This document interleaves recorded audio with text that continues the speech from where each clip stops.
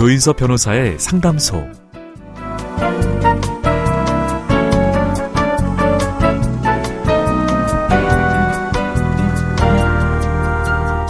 아이언맨, 재력과 힘 모두 다 갖춘 이 영웅에게도 치명적인 약점이 있습니다.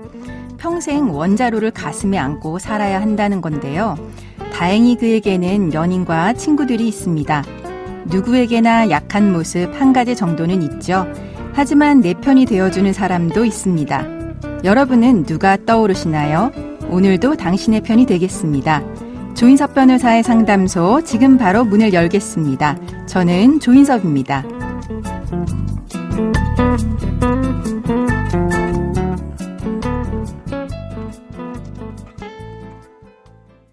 당신을 위한 로하우스 조담소 김규리 변호사와 함께합니다. 안녕하세요. 네, 안녕하세요. 법무법인 신세계로의 김규리 변호사입니다. 오늘은 어떤 고민이 기다리고 있는지 먼저 사연부터 알아보겠습니다.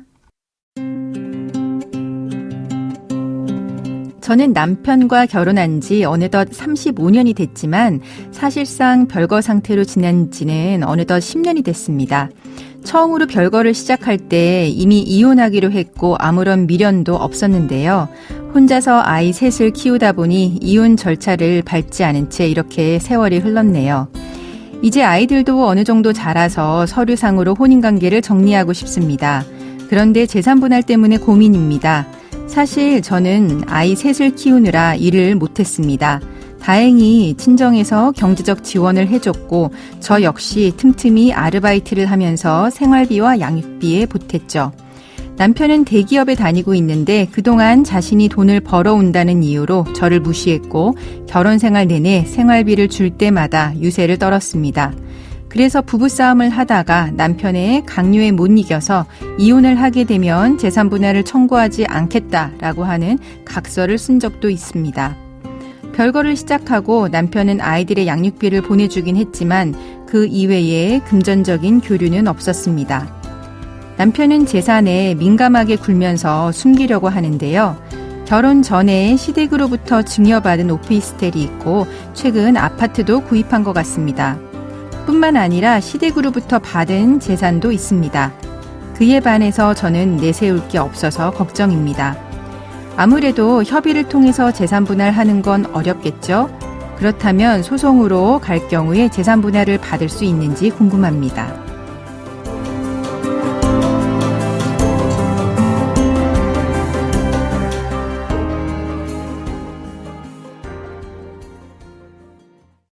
네, 우선 각서를 좀 검토해 봐야 될 것 같습니다. 사연자분은 예전에 남편과 재산분할을 청구하지 않겠다라고 하는 각서를 작성한 적이 있다라고 하셨는데요.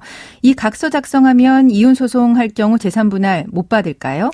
예, 우리 대법원은 일관되게 이혼으로 인한 재산분할 청구권은 이혼이 성립한 때에 그 법적 효과로서 비로소 발생하는 것으로 보고 있고 협의 또는 심판에 의하여 구체적 내용이 형성되기까지는 그 구체적 권리가 발생하였다고 할 수 없어 이를 혼인이 해소되기 전에 미리 포기하는 것은 그 성질상 허용되지 않는다고 보고 있습니다. 네. 물론 재산분할에 관한 협의로서의 포기 약정 이것도 불가능한 것은 아니나 네. 아직 이혼을 하지 않은 당사자가 장차 협의상 이혼을 할 것을 합의하는 과정에서 공동재산 전부를 청산, 분배하려는 의도로 그 재산분할의 대상이 되는 재산액, 이에 대한 쌍방의 기여도와 분할 방법 등에 관하여 진지한 논의도 없이 또 일방이 재산분할 청구권을 포기할 합리적인 이유도 없는 경우 재산분할 청구권을 포기하는 서면을 작성하였다고 하더라도 이를 성질상 허용되지 않는 재산분할 청구권의 사전 포기에 불과하다고 보는 것입니다. 네. 따라서 우리 사안의 경우에도 사연자분의 재산분할 청구는 가능해 보입니다. 네, 그러면은 현재 상황에서 별거가 좀 다소 길어지고 있는 상황인데 그러면은 별거 당시를 기준으로 재산분할 시점을 잡아야 할지 아니면 현재 시점을 재산분할 기준으로 삼아야 할지 이것도 설명해 주세요. 예, 재산분할에 있어 가장 중점적으로 검토가 되는 것이 재산분할의 대상 및 그 가액을 확정하는 일입니다. 네. 이를 위해서 선행되는 것이 재산분할의 시점을 정하는 것인데요. 통상 혼인관계가 파탄된 시점을 이혼소송의 소재기일로 보고 있으나 우리 사안의 경우에는 별거 시점이 명확한 데다가 그 기간 역시 길고 별거 시점 이후로는 부부간 별다른 금전적인 교류도 없었기 때문에 별거시를 기준으로 금원이 현존하는 것으로 추정하여 재산분할의 대상 및 가액을 확정할 가능성이 높아 보입니다. 네. 그렇다라고 하면 별거 생활 이후에 남편이 취득한 부동산, 이거는 분할 대상으로 삼을 수 있을까요? 예, 별거 시점에 혼인관계가 파탄에 이르렀다고 볼 경우 별거 이후 취득한 재산에 관하여는 원칙적으로 재산분할 대상에서 제외된다고 보고 있습니다. 다만 별거 후에 취득한 재산이라도 해당 재산이 별거 전에 쌍방의 협력에 의하여 형성된 유형, 무형의 자원에 기한 것이라면 예외적으로 재산분할의 대상으로 삼을 수 있습니다. 네. 예를 들어 혼인기간 중 취득한 부동산이 별거 후 취득한 재산 증식의 기초가 되었다는 등의 사정이 있으면 분할 대상으로 삼을 수 있는 것입니다. 네. 예, 우리 사안의 경우에도 해당 부동산의 취득 경위를 좀 더 살펴보긴 해야겠지만 별거 이후에 상대방과 금전적인 교류가 전혀 없었고 별거가 10년째 지속되던 상황에서 최근에서야 상대방이 부동산을 취득하는 것으로 보이기 때문에 현 상황만으로는 이를 분할 대상으로 삼기는 다소 어려울 것으로 사료됩니다. 네, 그러니까 별거 이후에 이제 형성된 재산은 좀 어렵다는 이야기인데요. 그러면 이제 결혼 시작하기 전에 남편이 증여받은 부동산도 있는 것 같습니다. 그럼 그 부동산은 분할 대상이 될까요?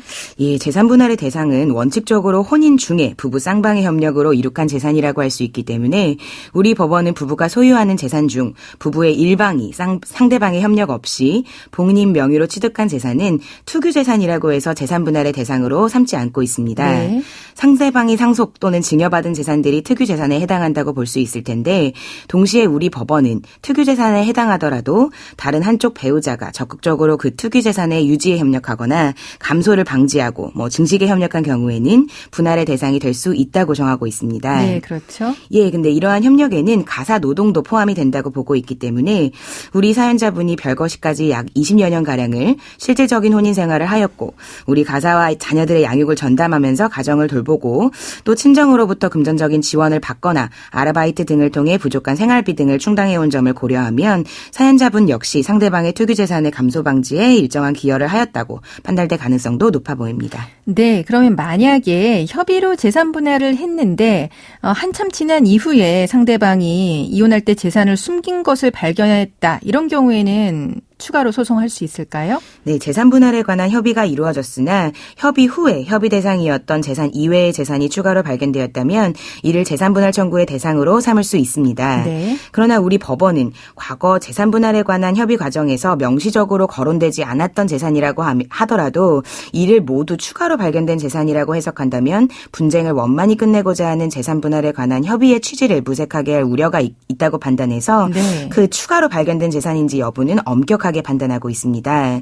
그렇기 때문에 다시 재산 분할을 구하는 청구인으로서는 추가로 분할을 구하는 그 대상이 협의 과정에서 전혀 협의된 바 없는 재산이라는 점을 적극적으로 증명해야 하는 부담이 따를 수밖에 없겠습니다. 네, 그러면 그런 협의된 바가 없다라고 하는 부분 어떻게 입증하면 좋을까요? 네, 우리 사연 같은 경우를 보자면 사연자분이 적극적으로 상대방의 재산에 관해서 논의하거나 상대방의 명의의 추가 부동산 존재를 알았다면 당연히 이를 적극 재산에 포함해서 재산 분할 대상으로 삼았을 것이라는 점에 더불어서 그간 혼인 생활 중 상대방이 계속해서 자신의 재산을 임의로 처분하거나 알리지 않았다는 점, 또 사연자가 결국 해당 부동산의 존재를 알게 되었던 과정 등을 상세하고 종합적으로 입증하시면 좋을 것으로 보입니다. 네. 또 추가 재산 분할 청구 역시 이혼한 날로부터 2년 이내라는 제척 기간을 준수해야 한다는 점도 주의하셔야겠습니다. 네, 지금까지 상담 내용을 정리해 보자면 재산 분할 청구하지 않겠다라고 하는 각서를 혼인 기간 중에 썼다라고 하더라도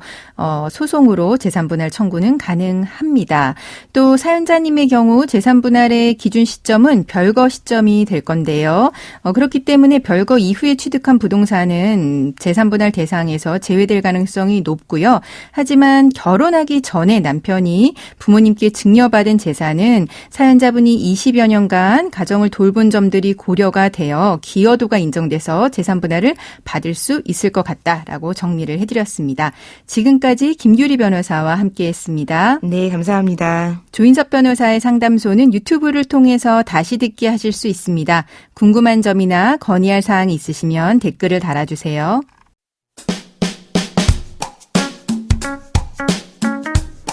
알아두면 쓸데있는 법률 이야기 알쓸법 시간입니다. 식당에 가서 메뉴판을 봤는데 음식 가격이 얼마인지 눈에 잘 안 들어온다면 어떻게 하시겠어요? 최근 대구의 한 일식당이 메뉴판의 음식 가격을 일본의 화폐 단위인 엔화로만 표기한 게 알려져서 논란이 일고 있습니다. 그런데요, 궁금하지 않으세요? 메뉴판에 한글 표기가 없으면 불법일까요? 아닐까요?